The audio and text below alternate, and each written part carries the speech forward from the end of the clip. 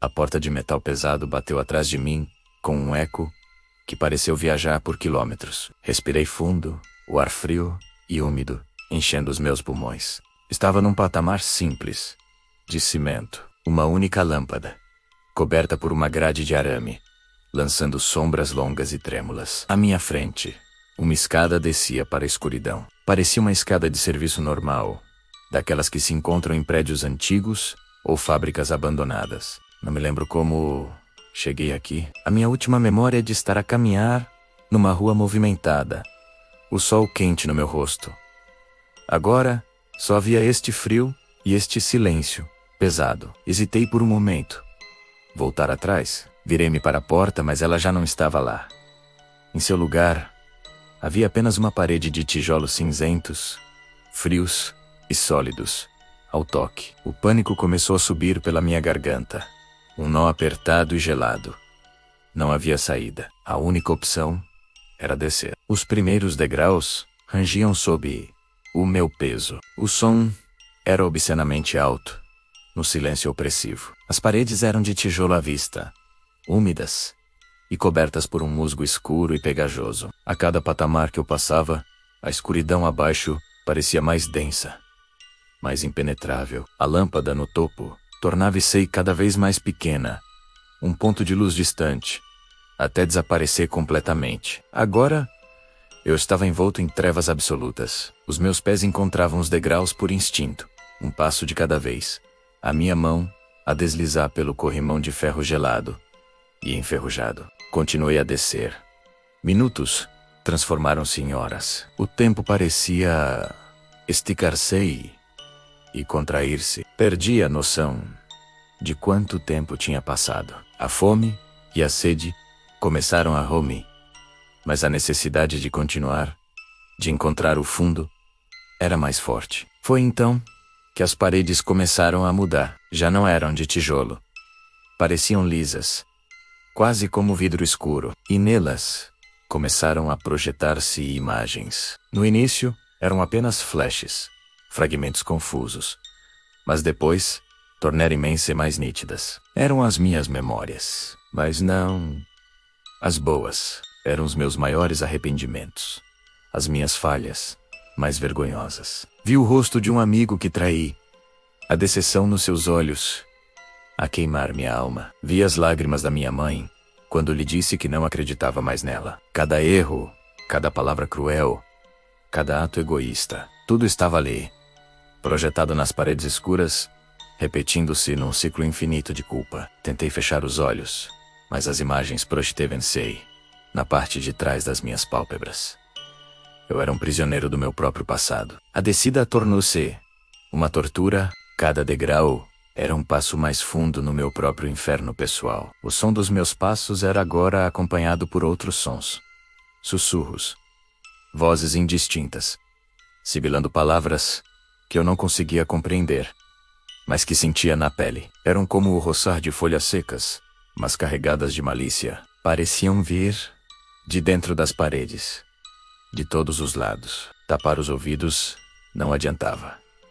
Os sussurros ecoavam dentro da minha cabeça. E depois, as paredes mudaram outra vez. Deixaram de ser lisas e escuras. A sua superfície começou a ondular, a pulsar, lentamente, como um órgão vivo. A cor mudou para um vermelho profundo e doentio, atravessado por veias escuras que latejavam num ritmo lento e constante, como um coração monstruoso. O ar ficou mais espesso, pesado, com um cheiro metálico, o cheiro de sangue e carne crua. Ao tocar na parede, sentia quente e macia, cedendo sob os meus dedos como pele. Recuei, a minha mão coberta por uma substância viscosa e transparente. O horror era tão intenso que vomitei ali mesmo, nos degraus. O som de passos começou a ecoar na escada, mas não eram os meus.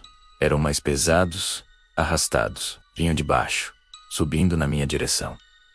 O meu coração disparou. Apressei o passo, tropeçando na escuridão, a minha respiração ofegante misturando-se com os sussurros e o pulsar das paredes. Mas os passos continuavam a aproximar-se, implacáveis. E então, As mãos começaram a sair das paredes, mãos pálidas, de dedos longos e ossudos, emergindo da carne pulsante como vermes. Elas estendiam-se na minha direção, tentando agarrar-me. Desviei-me, o meu corpo a contorcer-se, para evitar o seu toque gelado. Uma delas roçou no meu braço, e a sua pele era como lixa, fria e seca. Gritei, um som abafado que foi engolido pela escuridão e pelo pulsar rítmico. Olhei para as minhas próprias mãos.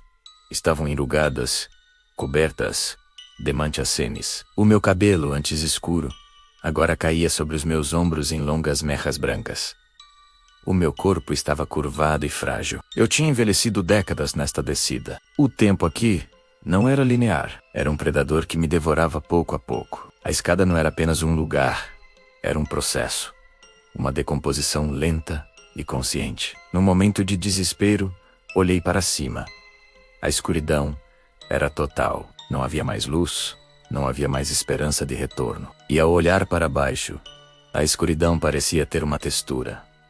Uma profundidade que me puxava. Foi quando a minha própria sombra se moveu. Num patamar mal iluminado por uma luz doentia que emanava das próprias paredes. A minha sombra, projetada contra a superfície pulsante, separou-se de mim. Ela levantou-se, tornando-se uma figura tridimensional, escura e sem contornos definidos. Tinha minha forma, mas era um vazio, um buraco na realidade, e começou a descer as escadas à minha frente, movendo-se com uma agilidade que eu já não possuía. Tentei segui-la, mas o meu corpo envelhecido protestava. Os degraus debaixo dos meus pés já não eram de cimento. Estavam cobertos por uma crosta escura e quebradiça. O chão estalava sob o meu peso, e o cheiro de ferro e podridão tornou-se insuportável. Era sangue seco, gerações de sangue derramado e solidificado ao longo de eras. Estava a descer uma escada feita do sofrimento de todos os que vieram antes de mim. A minha sombra parou alguns lances de escada abaixo. Ela esperava por mim. E ao lado dela, outra figura começou a materializar-se, emergindo da escuridão. Era alta e esguia, envolta em trapos escuros que pareciam feitos de fumo solidificado.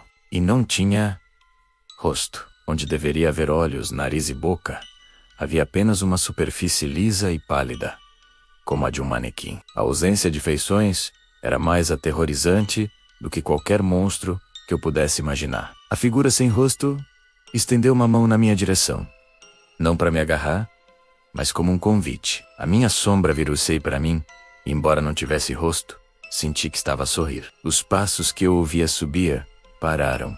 Estavam agora no mesmo patamar que eu. Olhei para trás e viu.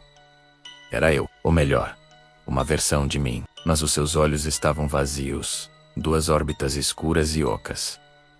A sua pele era cinzenta e esticada sobre os ossos. Ele sorriu, e os seus dentes eram pontiagudos e negros. Ele era o que eu estava destinado a tornar-me. A figura sem rosto apontou para baixo. A minha sombra deu um passo em direção ao abismo. E a minha versão decadente atrás de mim deu um passo na minha direção. Não havia para onde correr. Fechei os olhos e compreendi. A descida nunca foi sobre chegar a algum lugar. Nunca houve um fundo. A escada era uma espiral, descendo para o centro de mim mesmo. As memórias, os medos, o envelhecimento. Era minha própria consciência a desmoronar-se. A figura sem rosto era o guardião.